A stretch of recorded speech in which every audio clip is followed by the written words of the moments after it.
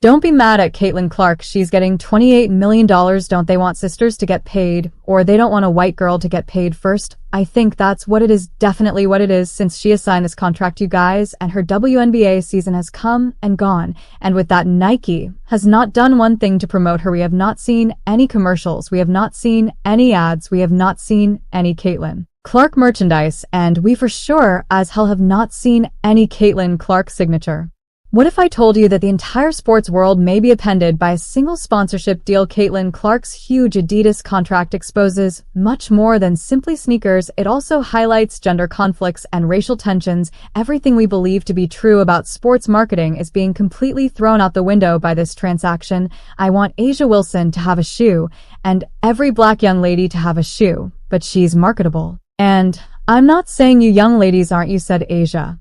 Who? A'ja Wilson. A'ja Wilson. So from the Aces, yes, that's what everybody's mad about, because she doesn't have a sneaker. That does make sense, right? So I'm not saying she's not marketable, but people are up in a frenzy and nobody was paying attention when I was talking about this during the NCAA tournament, not the sneaker part. You may be wondering, what's the big deal? Well, let me explain. Nike signed both A'ja Wilson and Caitlin Clark, but neither of them had a signature shoe at the time. Nike then decided to make a signature shoe for Wilson while telling Caitlin Clark to wait. After that, Nike remained silent. Meanwhile, Caitlin Clark, the rookie sensation, signed a huge deal with Adidas, but the timing raises questions. On the other side, multiple MVP winner A.L. Wilson is set to begin making her own signature shoe, but this time Nike wants to take the lead. When you deal with corporate America, it is no feelings involved. It is purely business, and a lot of people get emotional over race, over how good you are, over if this person's a better basketball player, football player, rapper, singer, whatever. It is all about business for corporations and corporate America, and it's all about, can you sell their product? This is where things get really interesting though, because it's not just about two players, it's about race, gender, and the future of sports marketing. We're talking about a deal that's upending the whole industry, and we're going to reveal why. This is so much more than just business as usual. Prepare yourself, because this story is going to alter your perception of sports endorsements. Nike, Under Armour, Adidas, Reebok, whoever said, could she sell our shoe? Could we sell our shoe? Because when you sit there and say Caitlin Clark got $28 million, first of all, that equals $3.5 million a year. Okay, let's take a moment to zoom out. We are now seeing a clash of titans, not just Caitlin versus A. The stakes are bigger than ever in the fight between Nike and Adidas. Are you prepared to watch how it plays out? He reports Nike wants to prioritize A'ja Wilson, and it fears the optics of giving a rookie a signature shoe before an already established star who just won league MVP for the third time. Nike has been playing it safe by keeping to their tried and true approach of supporting well-known celebrities like A'ja Wilson, but the problem is that they may have missed out on the next great thing while they were preoccupied with the big names. Nike has been caught dozing off, and Caitlin Clark has been creating waves. Nike struck absolute gold when they signed Caitlin Clark to an 8-year, $28 million endorsement deal. So why in the world are they ignoring Nike signed Clark? But what did they do with her? There are no advertisements, no products, nothing. They seem to have forgotten that they were dealing with a budding star. And in the sports world, you know what happens: when you snooze, you lose. So when she turned pro, several shoe companies were after her. Under Armour said she'd be the face of Curry brand Adidas, and Nike. Adidas jumped in and offered Caitlin Clark a deal that has everyone talking. It's not just a contract, it's a statement. Adidas is stating that they believe in women's sports and are supporting that belief. Adidas saw what Nike couldn't or wouldn't do. Now, let's talk about regular season viewership, not draft viewership. Regular season viewership, it grew by 20% in 2023. It's grown by 180% now, which means it would take another 5 or 6 years to do what Caitlin Clark has. However, this is where things start to become fascinating. In addition to being a talented player, Clark is a game changer. Since her debut, WNBA viewership has increased 400%. Can you believe that one player is changing the whole women's basketball scene? Her games average over 1 million viewers. It doesn't make any sense at all. And playing the politics where we need to release A'ja's shoe first. No, it's not Caitlin's fault that you haven't done anything for A'ja yet, and maybe think about why haven't you released something for A'ja yet? Is it because you're not sure how it will sell? And if that's the truth, like, that's just business. Why are we coddling these women? You wouldn't see this on the men's side. If a brand thinks they're going to sell shoes with a player, they're going to release some stuff. They're not going to be like, oh well, so and so has been playing in the league a little bit longer, so I'm going to make sure I get theirs out first, then we'll push Caitlin's 2 seasons. They're saying now that we might not get a signature shoe from Caitlyn until 2026 or 2027. Why therefore did Nike allow her to elude them? Perhaps it has to do with internal politics. Perhaps they are too preoccupied with their current stars to notice the next big thing that is directly in front of them. Or perhaps they're simply mired in the past, whereas Adidas is looking to the future. We landed a major endorsement deal with Adidas. This partnership is a game changer. It's a huge win for Clark and for women's basketball. You see, Adidas isn't just selling shoes here, they're selling a vision of what women's sports can be. They're betting heavily on Clark, yes, but they're also betting on a whole new era of sports marketing. They're saying, hey, we see the potential in women's sports, and we're going all in, while Nike is left playing catch-up. A'ja Wilson, a multiple MVP winner, is still waiting for her signature shoe, while Adidas is out there changing the game and making moves that are pending the entire industry. People can love a player, love everything that they're about, and want to buy their shoes. Wilson capitalized on Caitlin Clark, and they put out signature Caitlin Clark balls and other merch that literally sold out within minutes of them going live. The hype that Caitlin Clark had going into this season, we will not see that again. She came off of playing in a national championship game that had over 20 million people tuned into that game, then going straight into the draft, and then going straight into the WNBA and breaking an insane amount of rec. What does this mean for the future of sports marketing? Then are we witnessing a change of leadership, or is Adidas poised to overtake Nike in women's sports? The storyline thickens as everyone's attention is drawn to the dollar signs, but a contentious question is brewing. Is race a factor in this endorsement drama? And if so, how might it alter the landscape of sports marketing as a whole? You may believe that this is only about contracts and sneakers, but there is much more going on here. We're discussing a situation that is bringing to light some more serious problems in the sports marketing industry. I wonder how many comments they read from black fans saying something like, "Don't let the white media promote that white bitch into taking over our game. Let's address this issue directly." Some people claim that the criticism of Caitlin Clark's success goes beyond her athletic prowess and instead points to the fact that she is a white athlete competing in a predominantly black sport. This is a sensitive topic, but it is one that we cannot ignore. If we wish to comprehend the true nature of the situation, we're committed to A'ja Wilson. However, this whole issue is bringing attention to gender in sports marketing as well. So it's not only about race. Not only is Clark's contract with Adidas altering the rules for her, but it is also changing the way businesses view female athletes and their potential marketability, which is affecting women's sports endorsements. Generally, how impressive has A'ja been this season? I think she's the greatest player in the game. I think she's one of the greatest players of all time, and we just need to stand down and recognize and pay homage. It's crazy, because I literally can't get a signature shoe. Can you believe that a player of her caliber is still waiting for that recognition? It truly makes you wonder what criteria these companies are using to make their decisions. Now, let's talk about A'ja Wilson for a moment. She is a multiple MVP winner, so you would think she would be at the top of the endorsement food chain. Into the biggest star in sport, it ain't happening. They're lying to themselves.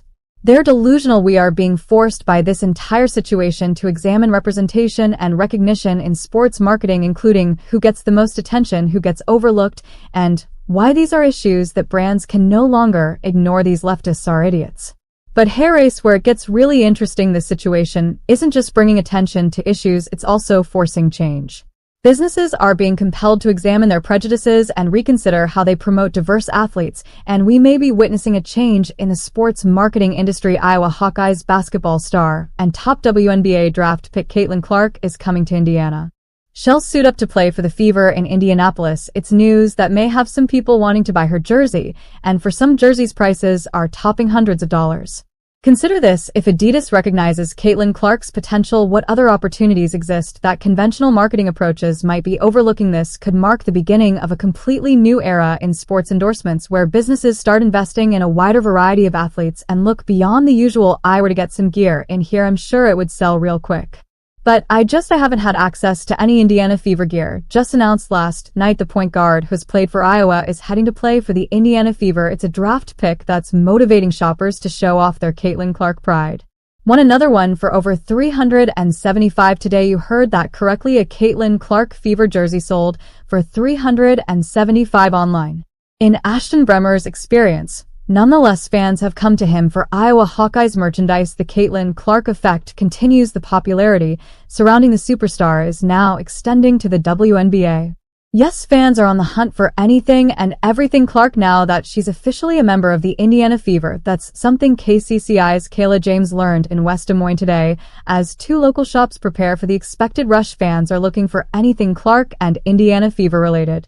In my time of being here, this is the first thing we've sold really besides like Hawkeye. We sold out of like her You Break It You Own It shirt in like just a few days time. You Break It You Own It and Clark number 22 have been popular for shops like the Black and Gold shop and right here in Rally House. And they expect anything Clark related and Indiana Fever to be just as big. If you're wondering why Adidas is placing such a large wager on Caitlin Clark, prepare yourself for some astounding figures. Do you know about the Caitlin Clark effect? It's not just buzz. It's revolutionizing women's basketball. 35 points for the Fever in that when she also added another 8 assists to her collection yesterday, which earlier in the weekend Caitlin Clark set the single-season assist record in the WNBA, the most prolific passer in WNBA history. She is now the all-time rookie leader in points, assists, and three-pointers. There is exceeding expectations. And then there is whatever Caitlin Clark continues to do in her rookie season in the WNBA. She has taken every bar set for her and gone over it. And that is ridiculously impressive. Let's speak about Clark's rookie season. She did more than simply play well. She outperformed all rookies in terms of assists, field goals, and points. In addition to her historic steals and minutes played, she also finished 4th in the MVP voting as a rookie. Can you believe that? Well deserved.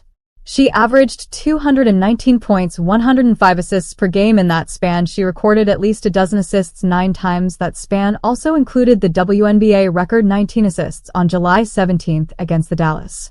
But hold on, there's more. In addition to breaking records, Clark broke them. She had the most points in a rookie season, the most assists in a season, and numerous triple-doubles, all of which had never been accomplished by a rookie. And in case you guys were curious what Caitlin Clark did last Sunday against the NFL, 184 million viewers, nearly twice as many people said, all right, let me turn off football, and let me go check out Caitlin Clark. Let me turn off this Eagles game, and let me check out Caitlin Clark. Let me turn off this Giants game, turn off whatever game you are watching. You guys said, okay, I've watched enough time for me to watch Caitlin Clark Indiana Fever make their playoff day. You may be asking yourself, well, she's good on the court, but what's the big deal? Well, this is where things start to get really interesting. In addition to altering the game, Clark is also altering the women's basketball industry as a whole. Remember, Caitlin Clark was drafted first, which means last year they were the worst team in the WNBA. It did not matter because this season they were the most watched team in the league, an average of viewership 11 million viewers each game in the regular season. Other games, listen to this, paled in comparison, drawing just about 394,000 viewers on average per game. So 119 million versus 394,000 for the rest of the WNBA teams. Have you noticed that a lot more people are talking about the WNBA lately? There's a reason for that. It's called the Caitlin Clark effect. Since she joined the league, viewership has increased by 400 with her games drawing over 1 million viewers on average. One player's influence is changing the popularity of an entire league. It's not just about basketball anymore. Clark's influence is making us reevaluate how we value female athletes. Adidas saw this opportunity and jumped on it. Investing in the future of women's sports, rather than just selling shoes, had the craziest momentum that we have ever seen with any athlete in the history of ever, and the fact that Nike did not capitalize on that. The fact that they are the biggest athletic sportswear brand in the world, and we didn't hear a peep out of them the entire season, it truly makes me wonder, like, if I were Caitlin Clark's management. And again, I don't know what's going on behind the scenes, but I would be truly rethinking the deal that I signed up for. How do you miss an opportunity like that? How do you not cap? As well as Nike, they signed Clark, but they did nothing with her.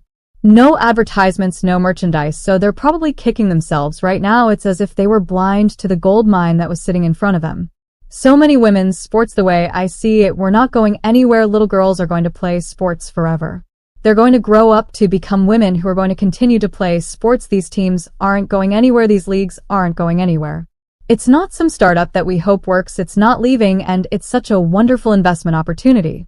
Whether it's individuals or corporations to look like a genius, get in now. I promise you, in 10 years you're going to look like a genius. Here's the real kicker, though. Not only is Clark's success transforming her life, but it is also creating opportunities for all female athletes. We are witnessing a change in the way brands perceive female athletes as they begin to recognize that women's sports represent a huge opportunity rather than merely a niche market. It's nice to see investment in other women. You know, if you looked at how most of that taxpayer investment is typically spent, I would think it'd be definitely something that we don't think about with regards to gender. Consider if a single player could make this large of a difference. What if more companies began funding female athletes? We might be witnessing the dawn of a completely new era in sports marketing. That Clark will take all of her current national sponsorships with her to the WNBA, which includes State Farm, Gatorade, Nike, Xfinity, HR Block, and Panini America, just to name a few. She can also earn more money in the WNBA offseason through league sponsorships up to $250,000 on a player marketing agreement through the league itself. There's also a $500,000 bonus split between the two Commissioners' Cup team, as well as a 5-0-0-0-0-0 playoff pool. Okay, the conflict between Nike and Adidas, the racial and gender issues at play, and Caitlin Clark's efforts to change the game are all examples of this. But it's not just about one person or one agreement. It's also about the future of sports marketing and how we portray athletes. The many athletes that are coming into the WNBA are showing that these endorsement deals will follow great players and great ambassadors. Adidas isn't just selling shoes here. They're demonstrating a fresh approach to valuing women's sports and saying we see the potential and we're all in, which is pushing everyone else to improve. WNBA has an undeniable place in the history of sports glory and activism. However, the best women's professional basketball league in the world still fights for the attention, popularity, and respect they deserve. Some of the resistance is twofold. The majority of those women are Black, putting the league at the crossroads of combating both sexism and racism. The key question now is how we as fans can encourage a more equitable and inclusive approach to sports marketing. The sport is evolving before our very eyes. It's no longer just about who gets the big deals. It's about building a community that reflects all of us. The ball is in our court now. What will we do with it? Thanks for watching and subscribe my channel.